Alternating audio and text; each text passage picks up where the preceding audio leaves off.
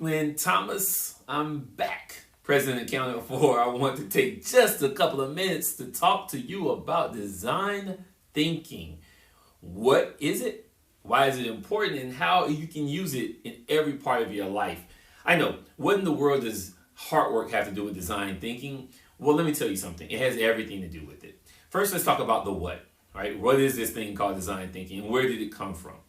Well, it's kind of a long story, but I'll make it short and sweet for us. First, design thinking dates back over 60 years with origins in product design. And in recent years, it's evolved into tackling some more complex societal challenges of the 21st century.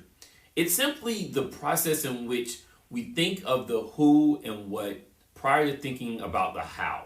That's like I like that sound, right?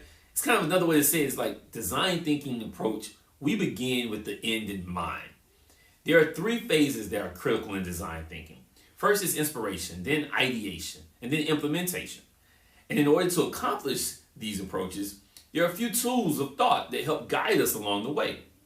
First, as a design thinker, we must think about the experience. When creating a product or solving any type of societal issue, the experience of the end user is paramount. The inspiration phase is driven by what the actual experience of the user needs to be, can be, and will be. So, second, there are some key positive attributes to design thinking that are essential. First is empathy, then optimism, and then collaboration. And you may say that these are some pretty obvious attributes, and you would be right. But how often do you see leaders attempting to solve these complex issues without considering one of these three? And last but not least, design thinking must encompass leaders being resilient. There are no assurances in design thinking. In fact, failure is pretty normal.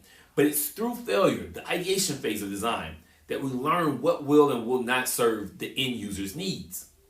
Well, that's design thinking for you. It's not a new approach, but it's still a fairly unknown method of solving complex issues.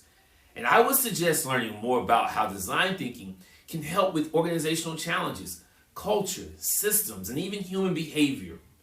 So remember, if you focus on the experience of the user, keep positive attributes at the forefront, and stay resilient, you will be on your way to be an amazing design thinker.